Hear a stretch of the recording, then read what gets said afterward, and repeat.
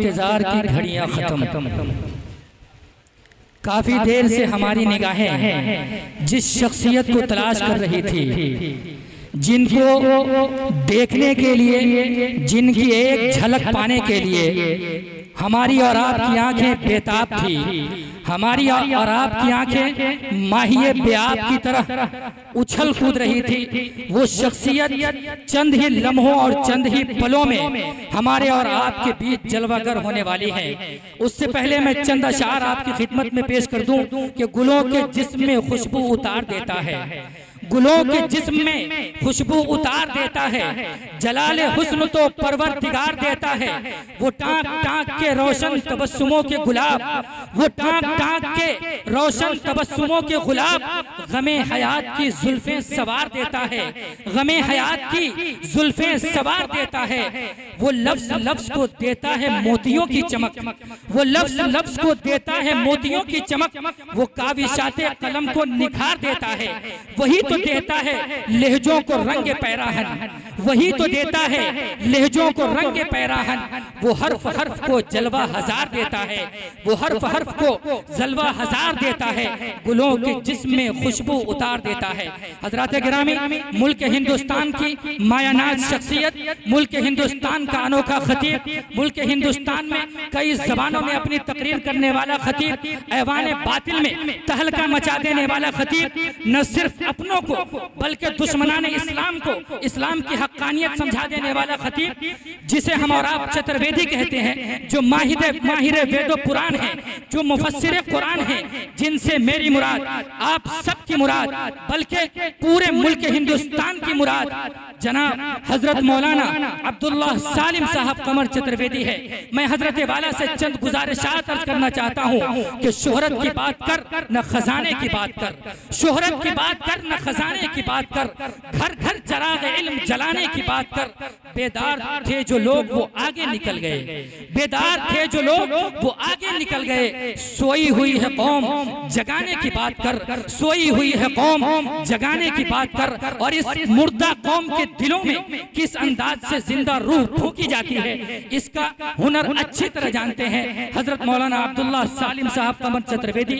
वक्त 2 बज चुका है, अब मैं बिला किसी ताखीर के, बिला किसी तमहीद के, मैं आपके दरमियान और हजरत वाला के दरमियान कांटा बन के नहीं रहना चाहता। बस 4 मिसरों से गुजारिश कर देना चाहता हूँ कि शहनशाहे बलागत चले आइए, शहनशाहे बलागत चले आइए, ताजदारे फसाहत चले आइए, शहनशाहे बलागत चले आइए, ताजदारे फसाहत चले आइए। लेके गुलजार तैबा के गुल की महक मुश्क बारे खिताबत चले आइए। बड़े अदब के साथ, बड़े एहतराम के साथ हजरत मौलाना अब्दुल्ला सालिम साहब कमर चतुर्वेदी। माइक। अस्सलामु अलैकुम वरहमतुल्लाहि वबरकातुह।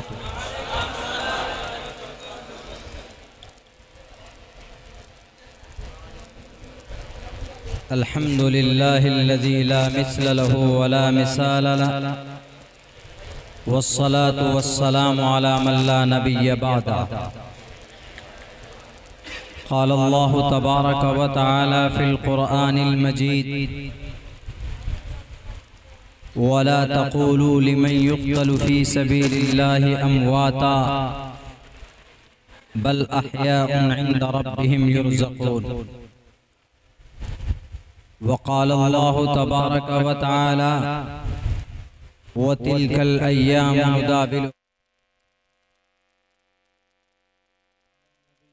सल्लल्लाहु अलैहि वसल्लम मन वस्सा अला अयालिही वस्सा अल्लाहु तबारक व तआला अला रिज़्क़ी औ कमा क़ाल अन्नबिय्यु अलैहि सलातु वस्सलाम।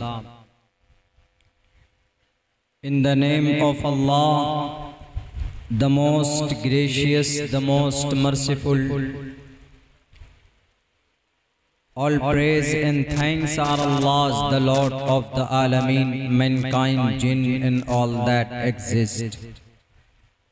You honor only that ruling judge, the day of recompense, it means the day of resurrection.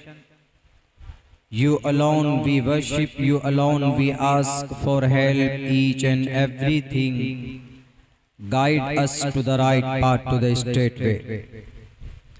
May praise be to Allah and cherisher, the sustainer of the worlds, and may the blessings and peace be upon the master of prophets, on all of his companions.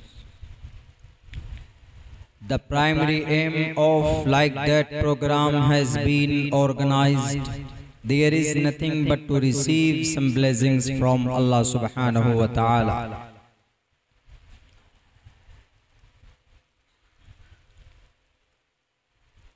कवन सो काज कठिन जग माही,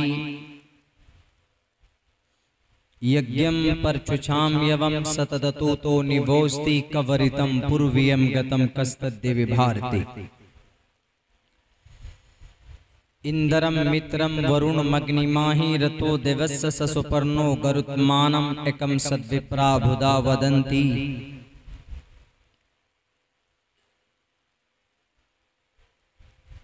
ओम भूर्भुवस्वाहा तत्सवितुर्वरेण्यं भर्गो दिशि दिवस्य धीमहि धियो यो नः प्रचोदयात्। वल्लहुजन Germain देओरदन Medina, वल्लहुजन जमेर देओरदन prophet Mohammad सल्लल्लाहु अलैहि वसल्लम।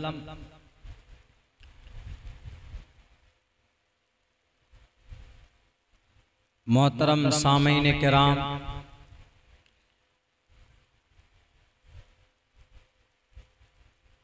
जनाब सदर जलसा, प्यारे साथियों, इस वक्त तक आप लोगों का जागना ये इस बात की वाज़ेह दलील है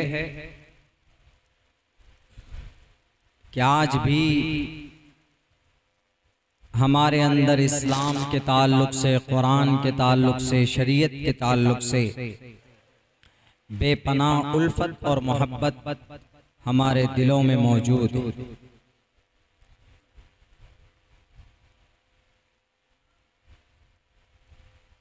आज हम लोग अल्लाह के मुबारक घर पे बैठे हुए हैं। इस्लाह मुआशरा के उन्वान से ये प्रोग्राम मुनाकिद किया जा रहा है।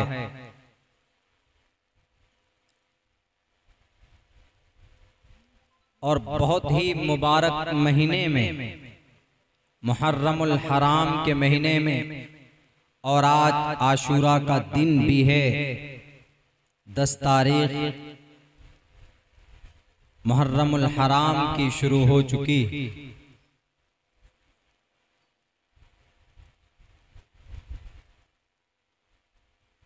मुहर्रम आते ही हमारे नए जनरेशन के दिलो दिमाग में ये बात आने लगती है कि मुहर्रम का मतलब बहुत से जगहों में देखा गया है, छोटे छोटे बच्चे जिनकी उम्र 4 साल 3 साल की है, वो भी इस बात को जानते हैं कि मुहर्रम का मतलब या तो ढोल बजाना है, या मुहर्रम का मतलब जुलूस निकालना है, या मुहर्रम का मतलब बहुत सारे खुराफात और बिदआत।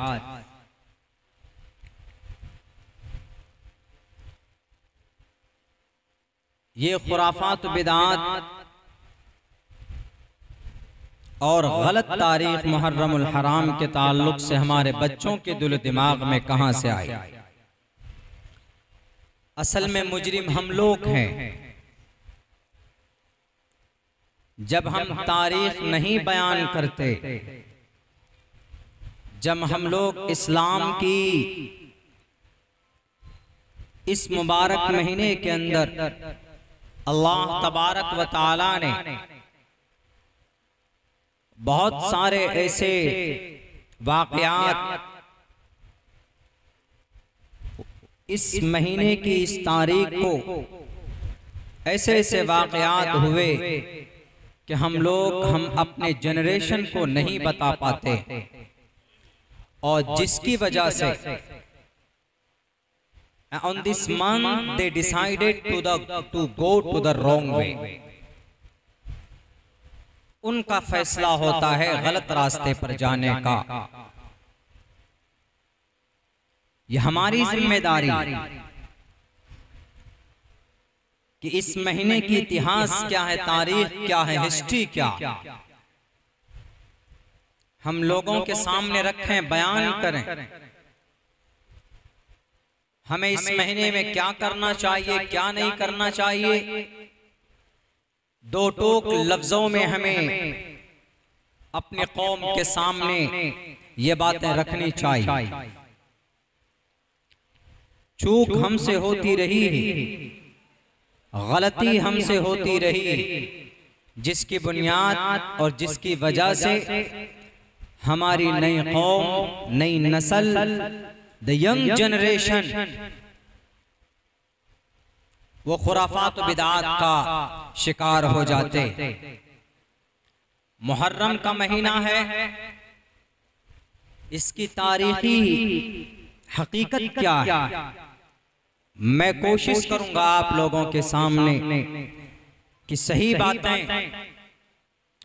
दलाइल की रोशनी में आपके सामने मैं रख सकूं। और दूसरी इंपॉर्टेंट चीज, ये 15 अगस्त का भी महीना, अगस्त और उसकी 15 तारीख इसी महीने में गुजरी।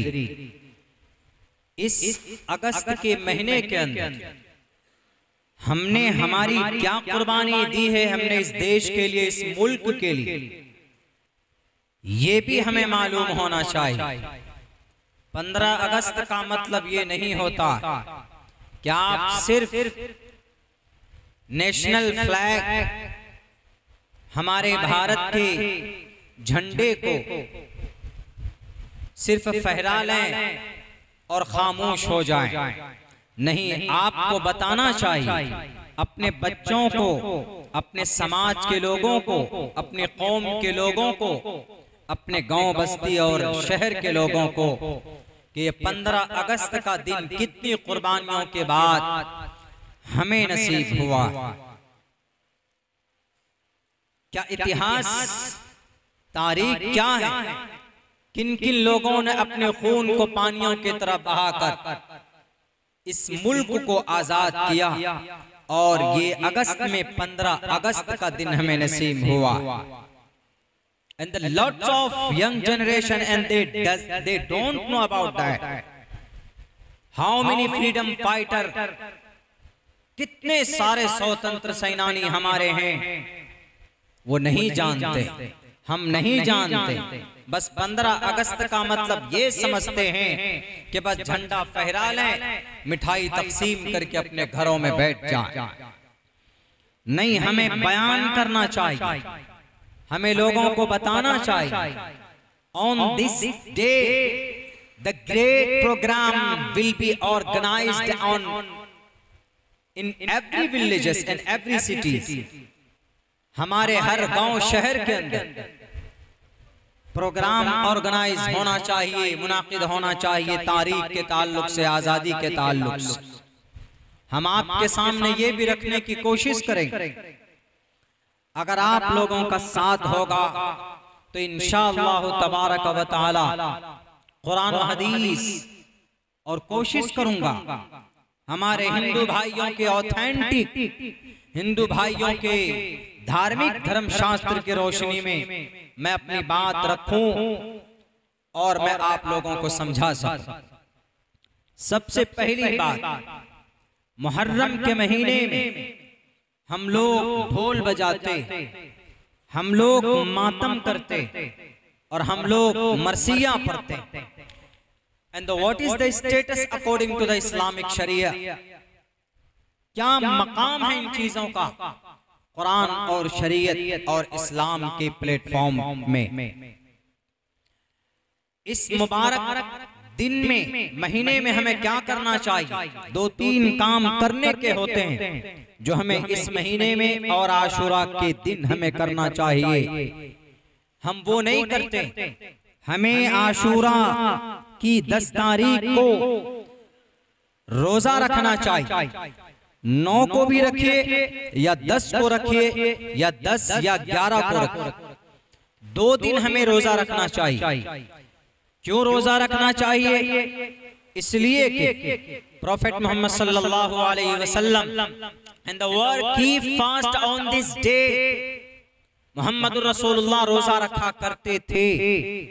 आपने एक मर्तबा रोजा रखा, एक दिन का, मगर आपने इरशाद फरमाया कि चूंकि एक दिन आशूरा के दिन यहूदी लोग भी, जुडाइज्म भी रोजा रखते हैं। मोहम्मद रसूलुल्लाह जब मदीनतुल मुनव्वरा पहुंचे तो आप अलैहिस्सलाम ने कहा कि यहूदी लोग भी रोजा रखते हैं, हम लोग भी इस दिन रोजा रखते हैं। अगर एक दिन वो भी रोजा रखते हैं, हम भी रखते हैं, तो ये सिमिलरिटी हो जाए, मशाबहत नहीं करना, हमें उनकी मखालफत करनी। तो मोहम्मद रसूलुल्लाह सल्लल्लाहु अलैहि वसल्लम ने ये कहा कि अगले साल अगर मैं जिंदा रहा तो हम 2 दिन का रोजा रखेंगे यहूदियों की मखालफत। यहूदी एक दिन रखते हैं, हम 2 दिन रखेंगे। तो इस दिन में हमें रोजा रखना चाहिए। क्यों? रमजान के 30 रोजा फर्ज होने से पहले आशूरा का रोजा फर्ज था। जब रमजान का रोजा फर्ज हुआ, फर्ज किए गए 1 महीने के रोजे, तो अल्लाह के नबी अलैहिस्सलातु वस्सलाम ने कहा कि ऐ लोगों, जो चाहे आशूरा का रोजा रखे, जो न चाहे तो न रखे। अगर रखेगा तो सवाब मिलेगा, नहीं रखेगा तो कोई गुनाह नहीं है। अब उसकी फर्जियत खत्म हो गई, क्योंकि अब रमजान के 30 रोजे फर्ज किए गए। कुतिबा अलैकुमुस सियाम कमा कुतिबा अलल लदीन मिन क़ब्लिकुम लअल्लकुम तत्तक़ून। इसकी शुरुआत कहां से? एक बहुत बड़ा जालिम बादशाह फिरौन के चंगल में, उनके अंडर कंसिडरेशन, उनकी जुडिशरी में और उनके इलाके में बनी इसराइल मुक़य्यद थे। हजरत मूसा अलैहिस्सलातु वस्सलाम ने उनको निजात दिलाया।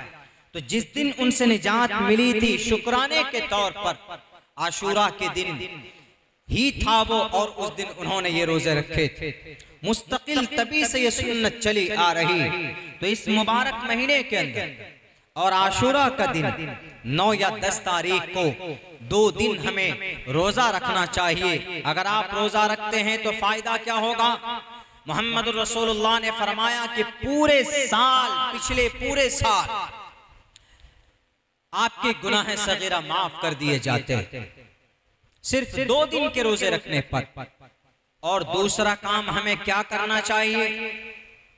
ढोल बजाना चाहिए नहीं। हमारे नौजवान तो ऐसा होता है कि इस गांव में नहीं बजता है तो दूसरे गांव में चले जाते और वहां पर पूरी रात बिता कर आते। इस मुबारक महीने के अंदर ढोल बजाने के लिए, अपने कमर हिलाने के लिए या शराब पीकर शोर करने के लिए, नौजवानों, अल्लाह ने आपको जवानी नहीं दी है, बल्कि अल्लाह ने आपको जवानी दी है अपनी फरमाबरदारी के लिए, अपनी इबादत के लिए। और इबादत ढोल बजाकर नहीं होगा। इस्लाम की बुलंदी, इस्लाम की मदद, शरीयत का पासो लिहाज दूसरे गांव में छुप कर जाकर डंडेबाजी करने से, जुलूस निकालने से you can't be A successful young person, आप नहीं हो सकते। बल्कि आपको जो इस मुबारक महीने के अंदर जो शरीयत का फरमान है, किस लिए ढोल बजाते हैं? जी हम मातम करते हैं। किस लिए मातम करते हो? कि अब से सैकड़ों साल पहले 60 हिजरी के अंदर हजरत हुसैन रजी अल्लाह ताला अन्हु शहीद किए गए Karbala, that is located in Iraq. The recently Karbala के मैदान में जो इराक के अंदर पड़ता है, वहां पर हजरत हुसैन शहीद किए गए। इसीलिए हम उनके याद में ढोल बजाते। अगर कहीं किसी के अगर गम मनाना हो तो वो ढोल बजाकर नहीं मनाते, जुलूस नहीं निकालते, मातम नहीं करते, बल्कि अरे अगर आपको उनकी याद ताजा करना है तो वो तो अपना सर कटाकर दिखला गए पूरी दुनिया वालों को, करबला वाले, अब पूरी दुनिया के काफिर को बता गए वो कि सर नहीं झुकता है किसी मुसलमान का, किसी मोमिन का, किसी काफिर के सामने किसी खुदा वाले का सर नहीं झुका करता। ये बता कर गए। माजरा क्या हुआ था, क्या जरूरत पड़ी थी हजरत हुसैन रजी अल्लाह ताला अन्हु को अपने सर कटाने की? What was the रीजन और वजह क्या बना था? होता ये कि हजरत अमीर मुआविया रजी अल्लाह ताला अन्हु, इनके बेटे यजीद बिन मुआविया 60 हिजरी अपने अब्बा के साथ थे। 20 साल तक हुकूमत रही, 20 साल तक बादशाहत रही हजरत अमीर मुआविया रजी अल्लाह ताला अन्हु की, और कोई तशद्दुद नहीं, कोई जंग नहीं, कोई लड़ाई नहीं। हजरत अमीर मुआविया के साथ रहकर हजरत यजीद अमीर मुआविया के तमाम अहवाल व कवाइफ को, राजनीति के मुद्दों को, सियासत के हर पहलू को यजीद बिन मुआविया सीख चुके थे। तो यजीद बिन मुआविया के हाथ में बागडोर थमाकर अमीर मुआविया चले गए इस दुनिया से। कुछ दिनों के बाद न मालूम यजीद बिन मुआविया के दिमाग में क्या भूसा भरता है, क्या भूत सवार होता है, उल्टी सीधी हरकतें करने लगते।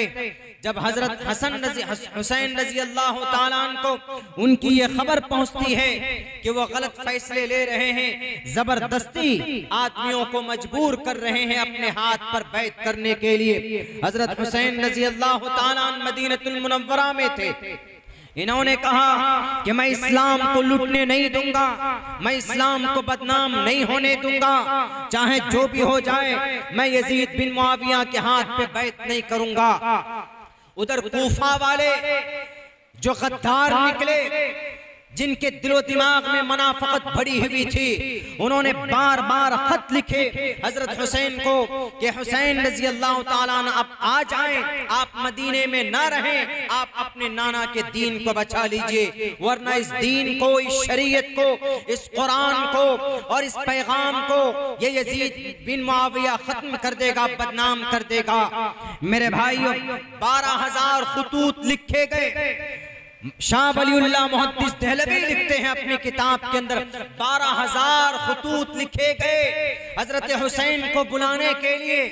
कहां पर क्या आए आप मुकाबला करें, आए आप कूफे के अंदर बैठे, तशरीफ फरमा हो, हम आपके हाथ पर बैत करते हैं, हम आपको अपना अमीर तस्लीम करते हैं। हजरत हुसैन कशमकश में थे, जाएं या ना जाएं। हजरत अब्दुल्लाह इब्न अब्बास ने कहा कि हुसैन रजी अल्लाह ताला अन्हु आप मत जाइए, इसलिए कि कूफा वाले वहां वफा नहीं, वहां दगाबाजी होती, बेईमानी करते, कहते कुछ और हैं, करते कुछ और हैं। तो वहां के अहवाल और हालात को पहचानने के लिए, जानने के लिए हजरत हुसैन रजी अल्लाह ताला अन्हु ने एक अपने करीबी सहाबी मुस्लिम बिन अकील को भेजते हैं कि जाओ कुछ खत लेकर जाओ और वहां की जो हालतें हैं उससे मुझे वाकिफ कराओ। हजरत हुसैन रजी अल्लाह ताला अन्हु ने भेजा। जैसे पहुंचते हैं, पहुंचने के बाद 10 से 12,000 लोगों ने मुस्लिम बिन अकील के हाथ पर बैत की हजरत हुसैन के लिए।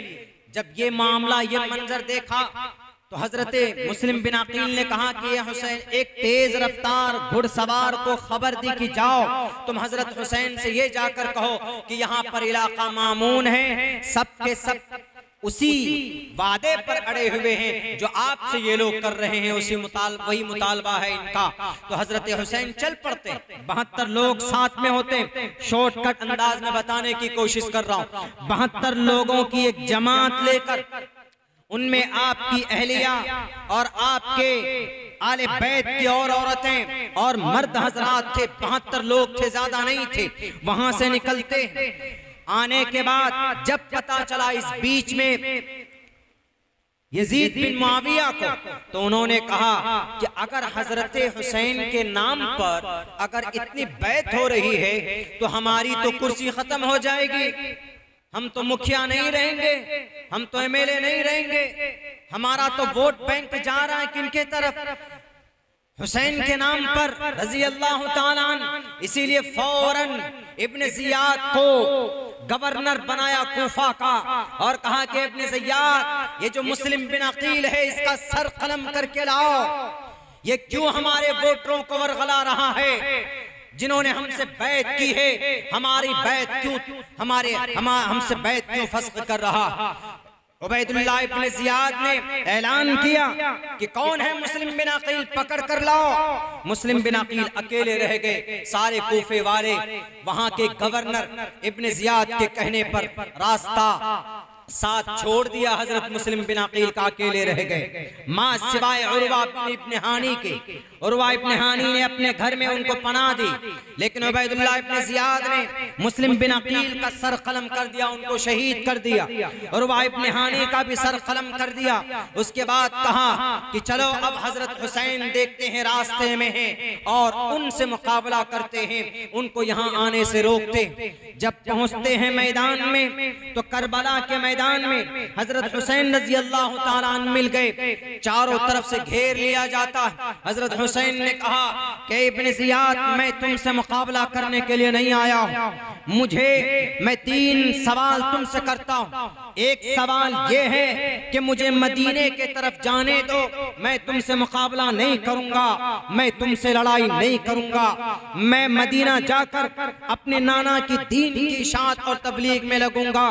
आप मुझे छोड़ दीजिए, मैं आपसे लड़ने के मूड में नहीं। और दूसरी शर्त यह है कि अगर आप मुझे किसी काफिर के बॉर्डर के तरफ जाने दें ताकि मैं कुफ्फार से मुकाबला करते करते मैं शहीद हो जाऊं। और तीसरी शर्त यह है कि मुझे यजीद बिन मुआविया के दरबार में हाजिर कीजिए ताकि मैं उनसे बात कर कर इस मामले का कोई हल निकाल पाऊं। लेकिन इब्न जियाद ने कहा कि ऐसा कुछ नहीं होगा, आपको मुकाबला करना होगा। 40 दिन तक पानी बंद कर दिया जाता है। मेरे भाइयों, करबला के मैदान में कर्ब मतलब दर्द, बला मीन्स परेशानी। करबला के मैदान में 40 दिन तक उस रेतीली जमीन पर पानी बंद कर दिया जाता है, खाना बंद कर दिया जाता है। जो बाहर से खाने के जो असबाब होते हैं उन सब का मुहासरा कर लिया जाता है। ढोल लेकर डांस करने वाले नौजवानों, अगर आप इमाम हुसैन की याद में अगर आप ढोल बजाते हैं तो हजरत हुसैन रज़ी अल्लाह ताला अन्हु उबैदुल्लाह इब्न ज़ियाद के सामने खड़े होकर कहा था, अगर तुम नहीं मानते हमारी शर्तों को तो तुम मुझे ये मत समझना कि मैं बुज़दिल हूँ, मेरी तलवार से मैं मुकाबला करूंगा, लेकिन कभी किसी मुसलमान का सर किसी काफिर के प्रस्ताव के सामने नहीं झुक सकता है। आओ उबैदुल्लाह इब्न ज़ियाद, मैं जानता हूँ तेरे पास हजारों की तादाद में लश्कर है, लेकिन मैं तुम्हारी लश्कर को देखकर मैं डरा नहीं हूँ। मैं एक सच्चा मुसलमान हूँ, मैं नवासाए रसूल हूँ, मैं सैयदा शबाब अहलिल जन्नह हूँ। मेरी जवानी, मैं जवानों के सरदार होऊंगा जन्नत में, मैं तुमसे डरने वाला नहीं हूँ। मेरे भाइयों, यही 10वीं तारीख है, मुहर्रम की 10 तारीख है, फजर की नमाज होती है जमात के साथ। बताएं मुझे नौजवान जो ढोल बजाते हैं और दूसरे गांव के अंदर जाकर जुलूस निकालते हैं, क्या आपने कभी फजर की नमाज पढ़ी इस मुबारक दिन में? क्या आपने कभी तहज्जुद की नमाज पढ़ी इस मुबारक दिन में? नहीं पढ़ते। जो काम करने का है and they don't know and they don't do and you follow the bad and misunderstanding about that। क्या आप इसके बारे में गलत अकीदे का शिकार आप हो चुके? मेरे भाइयों, 10 तारीख को सुबह सवेरे नमाज पढ़कर सफ़ें तैयार की जाती है। हजरत हुसैन रज़ी अल्लाह ताला अन्हु सफ़ें तैयार करते, तलवार हाथ में, 72 के 72 लोगों को। औरतें सिर्फ खेमे में थी, बाकी सब लोग मैदान में थे मुकाबले के लिए। और उधर उबैदुल्लाह इब्न जियाद की फौजें एकदम पूरी ताकत के साथ मुकाबले के लिए। जंग शुरू होती, लड़ाई होती है करबला के मैदान में। एक के बाद दो, दो के बाद तीन, तीन के बाद चार सहाबी शहीद कर दिए जाते हैं। अली असगर, अली अकबर, हजरत हुसैन के बड़े बेटे अली अकबर अपनी जवान बेटे की लाश को अपने हाथ में उठाकर खेमे में लाते हैं और अपनी अहलिया को, उनकी अहलिया देखकर, उनकी मां देखकर रोती है। और हजरत हुसैन कहते हैं कि रो मत, आज तुम्हारा शौहर हुसैन अपने नाना के उस पेशीन गोई के वो सपना, वो ख्वाब शर्मिंदे ताबीर होने वाला है। उन्होंने कहा प्यास लगी। हजरत हुसैन के अहलिया मोहतरमा ने कहा ये तो शहीद हो गए, दिल चाहिए, गुर्दा चाहिए अपने जवान बेटे की लाश को उठाने के लिए। बाप के कंधे पर सबसे बड़ा बोझ होता है उसके जवान बेटे की लाश जब उसके कंधे पर होती, उससे बड़ी वजनी चीज बाप की जिंदगी के अंदर कुछ नहीं होती। करबला के मैदान में जवानों, जहां आज हम लोग ताजियां उठाते, जहां आज हम लोग मकामा सजाते, जहां आज हम लोग तलवारबाजी करते हैं, मुकाबला है आपके बाजुओं के अंदर ताकत। हजरत हुसैन ने तो यजीद बिन मुआविया के उन फौजों के सामने में अपने जवान बेटे को कुर्बान किया था। आज की बातिल ताकत कौन? अंग्रेज। आज की बातिल ताकत कौन? आरएसएस। आज की बातिल ताकत कौन? विश्व हिंद परिषद। आपकी जुबान में तो इतनी ताकत भी नहीं कि आप उनके खिलाफ आवाज बुलंद कर पाएं। हजरत हुसैन ने तो बातिल के सामने में 70 लोगों को शहीद करवाया था, लेकिन अपने सर को नहीं झुकाया था। आज हम लोग ढोल बजाकर समझते हैं कि वी कंप्लीट द मुहर्रम, हम मुहर्रम कंप्लीट कर चुके। जुल्म के खिलाफ आवाज उठाना इससे प्रेरित मिलता है, फ्रॉम दिस मंथ, ऐसे नहीं। उसके बाद उनकी अहलिया मोहतरमा ने कहा कि हुसैन प्यास लगी होगी आपको, एक काम कीजिए, ये छोटा बेटा अली असगर, छोटा, बहुत छोटे, एक काम कीजिए इनको लेकर जाए, इनको, ये छोटे बच्चे, हो सकता है कि उबैदुल्लाह इब्न जियाद को देखकर रहम आ जाए और उनसे कहना कि तुम्हारा मुकाबला हमसे है, तुम्हारा मुकाबला हमसे है, इस बच्चे के सदक़े में पानी दे दो, इस बच्चे को पानी चाहिए। ये तवस्सुत और ये बात हो ही रही थी कि काफिर ने बहुत तेज तीर मारा, गले में लगता है, वो बच्चा तड़प कर वहीं पर हजरत हुसैन के हाथ में शहीद हो जाते हैं। पानी नहीं दिया जाता। बिलाखिर कुफ्फार के सफों को तहदेक करते हुए सफे उलट दी। उस जख्मी शेर ने, हजरत हुसैन रज़ी अल्लाह तआला अन्हु ने, जब लाशें गिरी गई, कुछ ही लोग बचे थे, जोहर की नमाज का वक्त होता है, नमाज के लिए जंग रोक कर नमाज पढ़ने के लिए हजरत हुसैन जाते हैं और सजदा करते हैं। तभी एक काफिर हमला करता है, हजरत हुसैन रज़ी अल्लाह तआला अन्हु वहां पर शहीद कर दिए जाते हैं, उनका सर तन से जुदा कर दिया जाता। मेरे भाइयों, नमाज पढ़ रहे थे, उस कशमकश और उस पुरतशद्दुद माहौल है। हमारे जवान कहां, हमारे नौजवानों की जिंदगी में नमाज। आपकी जवानी, आप हम मानेंगे मुहर्रम तभी मनाते हैं या सहाबाए किराम को, शरीयत को तभी फॉलो करते हैं जब आपकी जिंदगी के अंदर दीन और शरीयत। हमारे नौजवानों को नमाज पढ़ना चाहिए, जवानी को अल्लाह के रास्ते में खर्च करना चाहिए। वन शबाबी फीमा अफना, जवानी कहां पर खर्च किए, जवानी कहां पर बिता कर आए, टिकटॉक पे, के सोशल मीडिया पे, के फेसबुक पे।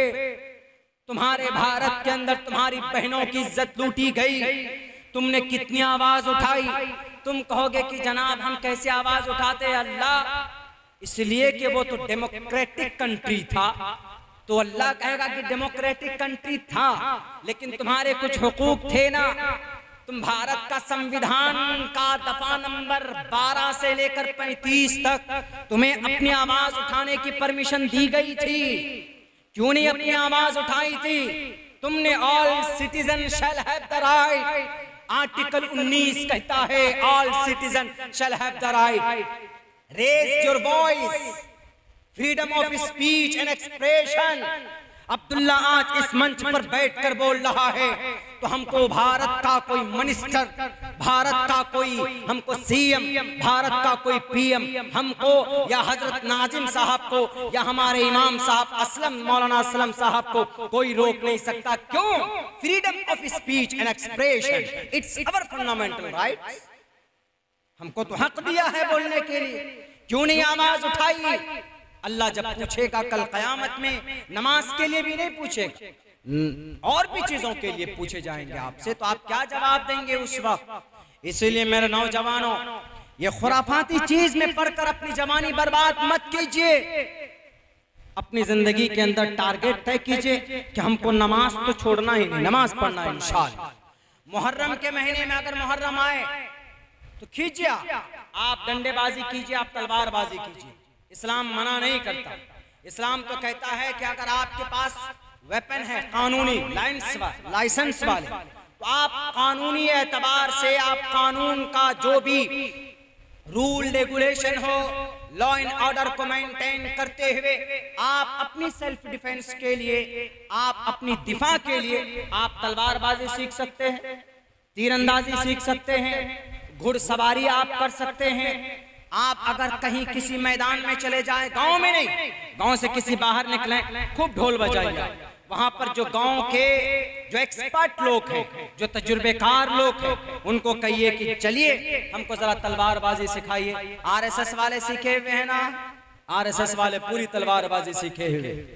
तलवारबाजी, तीरंदाजी, ये किनका शेवा और किनका हुनर था? योर्स, आपका। मोहम्मद रसूलुल्लाह के घर में 9 तलवारें थी, दीवार में लटकती हुई 9 तलवार। आज आपके घर पे कई तलवार है, आप कहेंगे कि गैर कानूनी है। नहीं, तलवार रखना और चाकू रखना अपने घर में ज़ेबो ज़ीनत के लिए रखना या अपनी दिफा के लिए रखना, दुश्मनाने हिंदुस्तान को मिटाने के लिए, हिंदुस्तान के जो दुश्मन हैं उनको मिटाने के लिए इस तरह की चीजें रखना आपके लिए कोई कानूनी जुर्म नहीं है, रखना चाहिए। लेकिन नहीं, हम लोग बस मुहर्रम के महीने में जंगी निकालेंगे जी। गांव में रात में ऐसा होता है कि जाते हैं 8-10 नौजवान जमा हो जाएंगे, किसी की टीन पे जोर से मार देते हैं। बूढ़े लोग सोए हुए होते हैं अपने घरों के अंदर, उन लोगों को दिक्कत और तकलीफ होती है। ईज़ाउल मुस्लिम हरामुन, इन चीजों का पास लिहाज रखें। करबला के मैदान में 72 लोग शहीद कर दिए गए। जब कुफ्फार की लाशें गिनी गई तो 88 थे, वो 88 निहत्थे थे, बेसरो सामान थे हमारे नौजवान सहाबाए किराम, मगर कुफ्फार के 88 को वासिले जहन्नम किया था। करबला के मैदान में शहादत की वजह से अगर हम मातम मनाते तो हजरत उस्मान जिन्नूरैन को शहीद किया गया। बलवाइयों ने सवाइयों ने बदला लिया था। यहूदियों ने हजरत उस्मान जिन्नूरैन रजी अल्लाह ताला 40 दिन तक घर का मुहासरा कर दिया गया। उस्मान रजी अल्लाह ताला के जमाने में 22 लाख मुरब्बा मील को फतह किया था। 22,50,30 मुरब्बा मील के इलाके को उमर रजी अल्लाह ताला ने फतह किया था। यह आपका इराक, आपका ईरान, आपका इजिप्ट, ये आपका यरूशलेम, उसके बाद आगे जाइए, उसके बाद आगे तुर्की चले जाइए, ये पूरा का पूरा मिडिल ईस्ट हजरत उमर फारूक रजी अल्लाह ताला ने फतह किया था। उसके बाद 22 लाख मुरब्बा मील को उस्मान जिन्नूरैन ने फतह किया था। मगर 40 दिन तक घर में मुक़य्यद कर दिए जाते हैं। खाने का सामान अंदर नहीं जाएगा, पीने का पानी अंदर नहीं जाएगा। हजरत उस्मान को खबर भिजाया। हजरत अमीर मुआविया ने मुल्क शाम के गवर्नर थे, उन्होंने कहा कि उस्मान आप इजाजत तो दीजिए, लाखों की फौज हमारे पास है, मैं मुकाबला करूंगा इन बलवाइयों का, इन सवाइयों का। लेकिन उस्मान रजी अल्लाह ताला अन्हु ने कहा कि मैं अपनी रक्षा के लिए मैं फौज का इस्तेमाल करूं, बिल्कुल नहीं हो सकता। अगर मेरे मुकद्दर के अंदर अगर शहादत है, अगर अल्लाह के रास्ते में कुर्बान होना है तो मैं हो जाऊंगा। एक रोज हजरत उस्मान रजी अल्लाह ताला अन्हु घर के अंदर थे, एक काफिर चढ़ा दीवार कूद कर गेट पर हजरत हसन हुसैन रजी अल्लाह ताला अन्हु पहरा दे रहे थे। आकर वो काफिर, वो मुशरिक तलवार मारता है। उस वक्त कुरान करीम की तिलावत फरमा रहे थे। हजरत उस्मान रजी अल्लाह ताला अन्हु शहीद कर दिए गए। खून कहाँ गिरता है? कुरान पर आयत थी, फसयक्फीकुमुल्लाह, वो आयत थी, कुरान पढ़ रहे थे, शहीद कर दिए गए। अगर शहादत की वजह से हम मातम मनाते तो उस्मान रजी अल्लाह ताला अन्हु की शहादत पे हम मातम मनाते। अगर शहादत की वजह से हम मातम मनाते तो सैयद शुहदा अल हमजा रजी अल्लाह ताला अन्हु, जिनके जिस्म के टुकड़े गए, जिनके उंगलियों के पोरवों को काटा गया, जिनके सीने को चाक करके अतड़ियां निकाली गई, जिनके कलेजे को निकाल कर चबाने की कोशिश की गई, उनके जिस्म का मुसला बनाया गया था जंग उहद के मैदान के अंदर, उस दिन हम मातम मनाते। लेकिन उस दिन भी मातम नहीं मनाया गया। क्यों? इस्लाम के अंदर मातम की इजाजत सिर्फ 3 दिन तक शोक मनाने की इजाजत है। सिर्फ शोक मना सकते हैं 3 दिन तक, खामोशी के साथ, ढोल बजा कर नहीं, जंगी निकाल कर नहीं, शराब पीकर नहीं। हमारे इलाके में तो शराब भी पीते, शराब पीकर क्या करते हैं, वो कपड़े खोल लेते हैं, सिर्फ चड्डी में रहते हैं और डांस करते हैं। क्यों कर रहे हो? जो छोटे छोटे बच्चे, उनसे पूछे what are you doing right now, क्या कर रहे हो तुम भाई? ये छोटा छोटा बच्चा क्या बोलता? हजरत मौलाना मुहर्रम है ना, डब्बा ले लेता है, टीन टुक टुक टुक टुक बजाता है। अब उन बच्चों को अगर हम नहीं बताएंगे कि बेटे ये गलत है, इस मुहर्रम में ये नहीं करना चाहिए, ये करना चाहिए, रोजा रखना चाहिए, और मुहर्रम में आशूरा के दिन ज्यादा से ज्यादा पुलाव बनाइए आप अपने घर में, देसी मुर्गा काटिए आप अपने घर में, चिकन मटन लाइए आप अपने घर में। शबे बारात में खाने की ममानियत है, हलवा पूरी बनाने की ममानियत है, लेकिन आशूरा के दिन हलवा या अच्छा बेहतर से बेहतर डिश बनाने की परमिशन है अकॉर्डिंग टू द इस्लामिक शरिया, इजाजत है। उस दिन आप अपने दस्तरखान को वसी करें, यानी बेहतर से बेहतर खाना बनाएं अपनी वुसअत के मुताबिक, ये परमिशन दी गई। मेरे भाइयों, इस्लाम तो वो है कि कहीं से भी कोई मसला उठा लो आपको मिलेगा। एक आदमी बोला कि मौलाना मोहम्मद रसूलुल्लाह का तज़किरा कुरान के अंदर अहकामात है, उसका तज़किरा वेदात में है, उसका तज़किरा बाइबल में है, उसका तज़किरा फना किताब में, लेकिन यूरोपी जुबान के अंदर जो तालमूद है उसके अंदर आप हमको दिखा दीजिए। हमने कहा कि बहुत आसान बात है, यूरोपी जुबान में जो तालमूद है, हमने कहा उसमें भी इस्लाम का पैगाम मिलेगा जनाब। वल्लहूजन जेमेन देओर दंग बोन मदीना, हमने कहा what is Medina? And Medina, this is यसरा and it is related to the Medina शरीफ।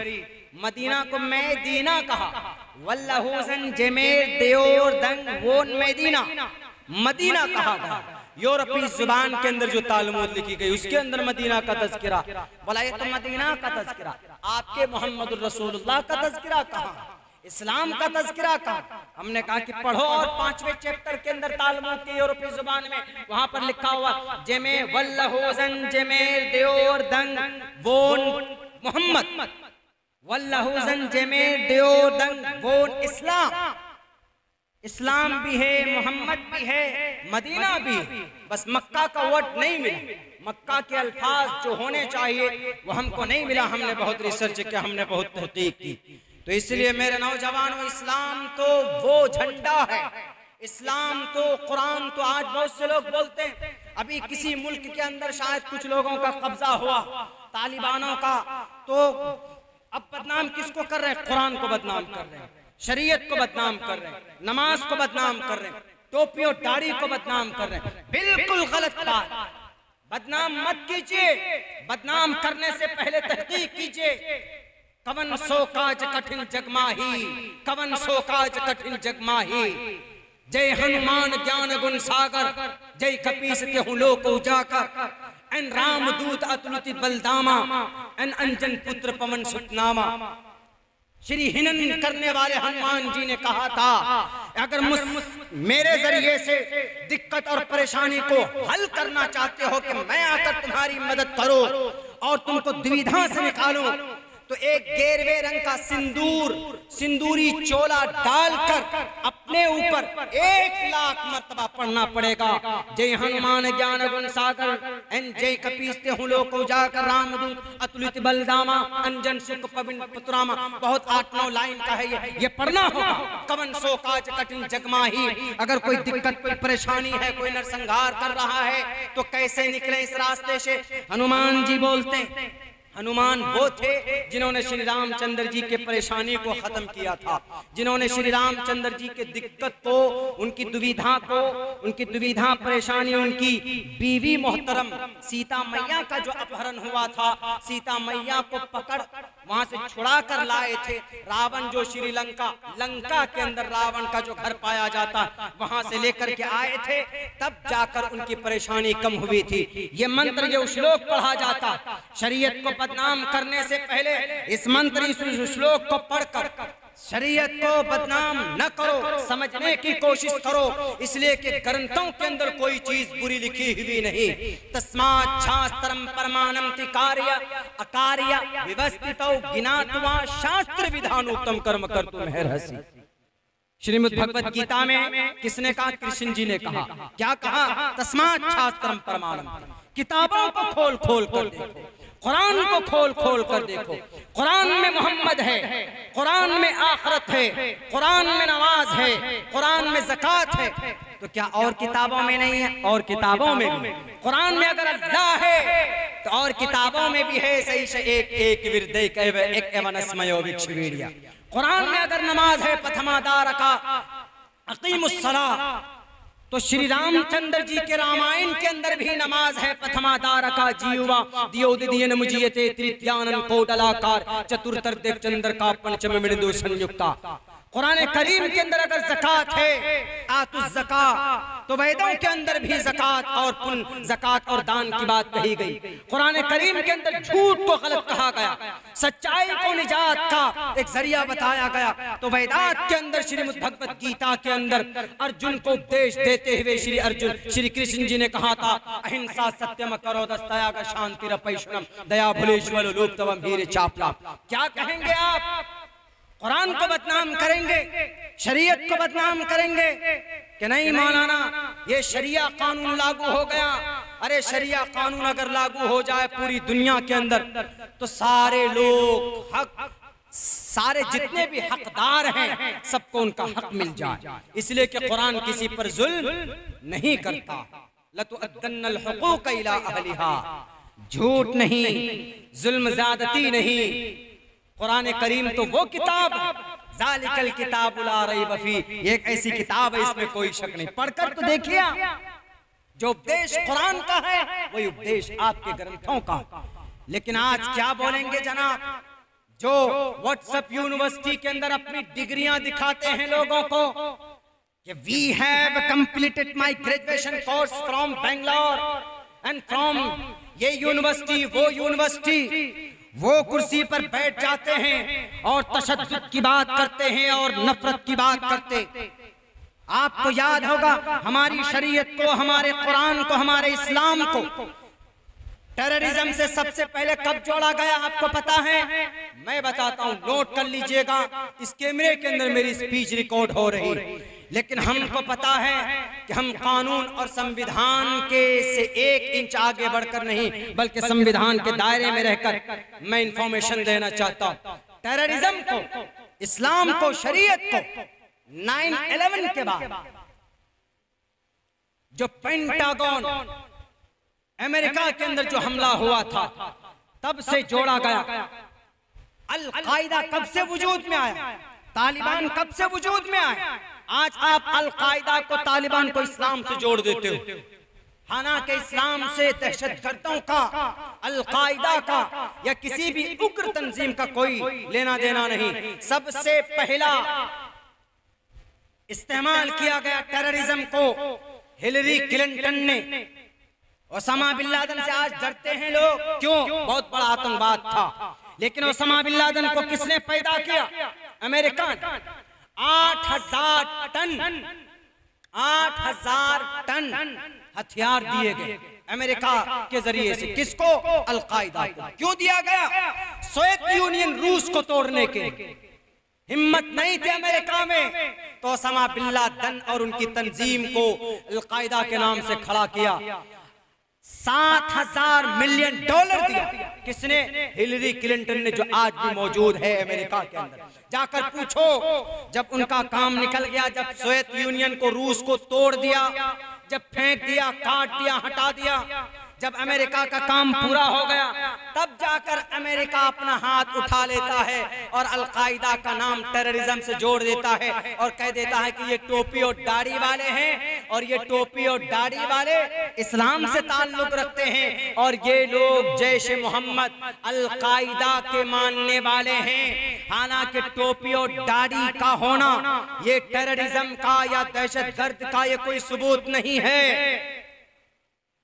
यही वजह है, ये पहला फार्मूला सबसे पहले इस्तेमाल किया गया था, अंग्रेज ने इस्तेमाल किया था भारत के अंदर, कि जहां पर भी टोपी और दाढ़ी वाले ने ये कहा था कि सारे उलमाए किराम को जहां पर भी दिखे उन्हें गोली से उड़ा दो। किसने कहा था?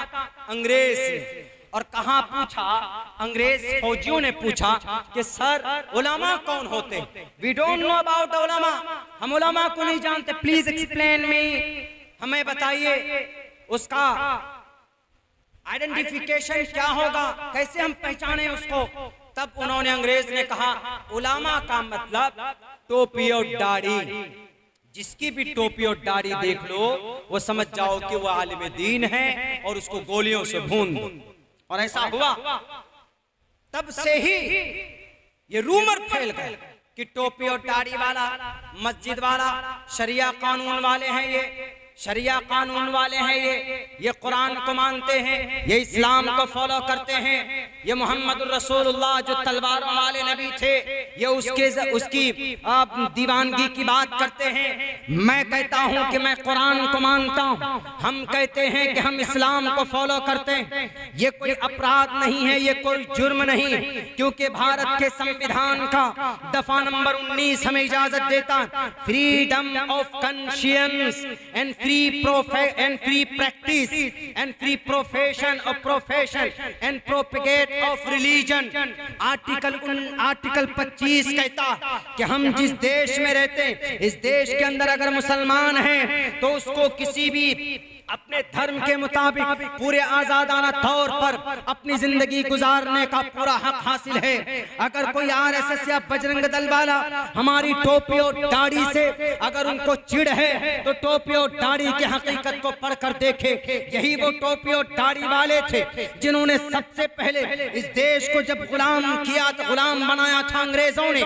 यही टोपी और दाढ़ी वाले थे जिन्होंने फांसी के फंदों को चूम कर सूली के तख्ते पर लटक कर और आग के अंगारों पर छलांग लगा कर इस देश को आजाद किया था।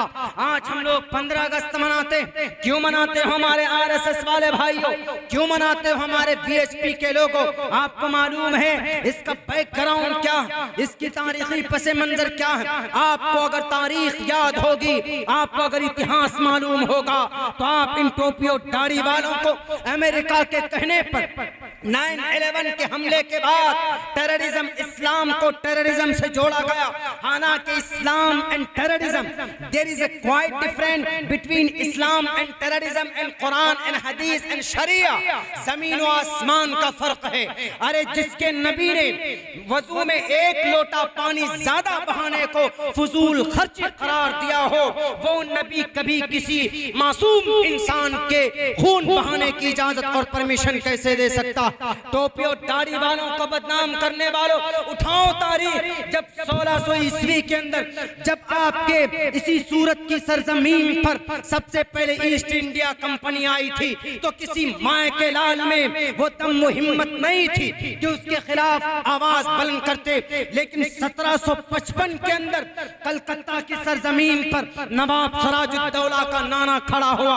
1757 के अंदर नवाब सिराजुद्दौला सबसे पहले अंग्रेज से इस देश को बचाने के लिए, यहाँ की संपत्ति को बचाने के लिए 1757 के अंदर पलासी बंगाल की घाटी के अंदर अंग्रेज के सामने में अगर तलवार बुलंद किया था, तो उस वक्त कोई आरएसएस नहीं थे, उस वक्त कोई वीएचपी वाले नहीं थे, उस वक्त कोई हिंदुस्तान का दहशतगर्द तंजीम नहीं था, बल्कि वो नवाब Siraj-ud-Daulah he was related to the Islam religion, वो इस्लाम का एक टोपी और दाढ़ी वाला था। उसके बाद जब उनकी शहादत हो जाती है तो 1799 के अंदर ये टीपू सुल्तान, जिनकी दाढ़ी नहीं दिखाई गई, मौलाना हुसैन अहमद मदनी कहते हैं कि टीपू सुल्तान की तहज्जुद की नमाज कभी भी कज़ा नहीं हुई। वो टीपू सुल्तान जिनका नाम सुनकर जनरल हॉर्स के रोंगटे खड़े हो जाते। टीपू सुल्तान की दाढ़ी थी, सर पर टोपी और पगड़ी थी। अंग्रेज ने कहा कि टीपू सुल्तान, हम तुम्हें दे देते हैं, ये एरिया ले लो, लेकिन हमसे हाथ मिला लो। पता टीपू सुल्तान ने क्या कहा? टीपू सुल्तान ने कहा कि अंग्रेज की औलाद मुझे खरीदना चाहता है, मेरे अंदर ईमान की ताकत है, पूरी दुनिया मिलकर इस ईमान की ताकत को नहीं खरीद सकते तुम। हम जब तक जिंदा है ये दुनिया कायम है, हम नहीं रहेंगे तो ये दुनिया फना हो जाएगी। इस्लाम को बदनाम करने वाले, टोपी और दाढ़ी के ऊपर इल्जाम लगाने वाले 1799 में टीपू सुल्तान शहीद कर दिए जाते। पता क्या होता? उनकी लाश पर खड़े होकर जनरल हॉर्स ने कहा था, वी वॉन द मैच, आज से हम इस देश के, आज से ये देश हमारा है। क्यों? भारत का सबसे बड़ा शेर हमने इसको शहीद कर दिया। 1799 के अंदर हमारा ये देश मुकम्मल तौर पर गुलाम हो गया। ये तारीख याद रखिएगा।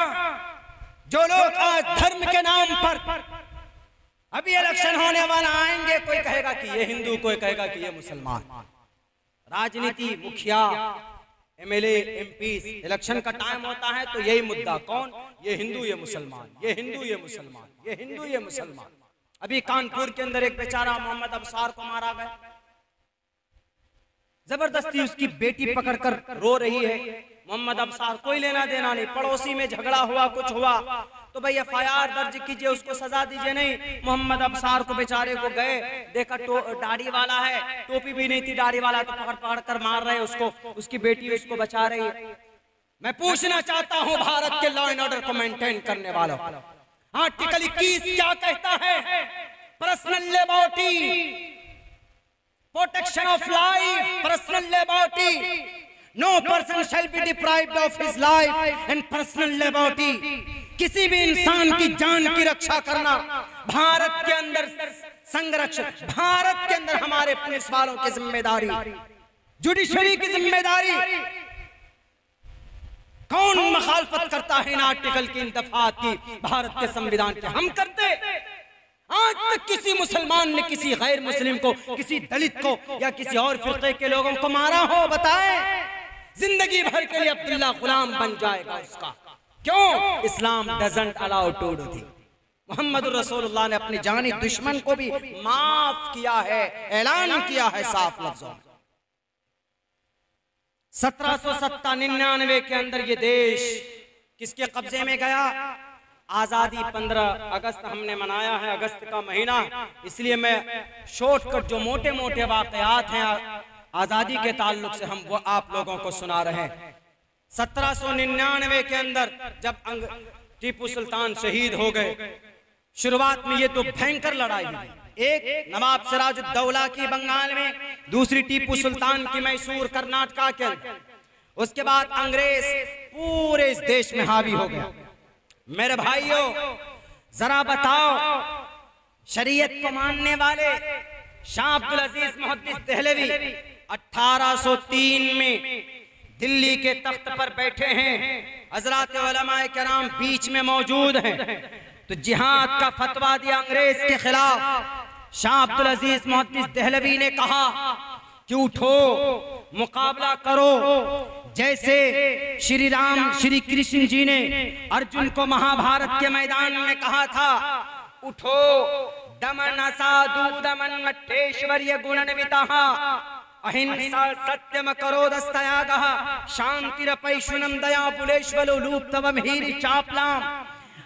और साफ लफ्जों में कहा था ज्ञान हेतु किरत मोहम्मदान दकारम। साफ लफ्जों में कहा था यदा यदा ही, ए अर्जुन यदा यदा ही धर्मस्य ग्लानिर्भवति भारत अभ्युत्थानम धर्मस्य तदात्मानं सृजामहम्।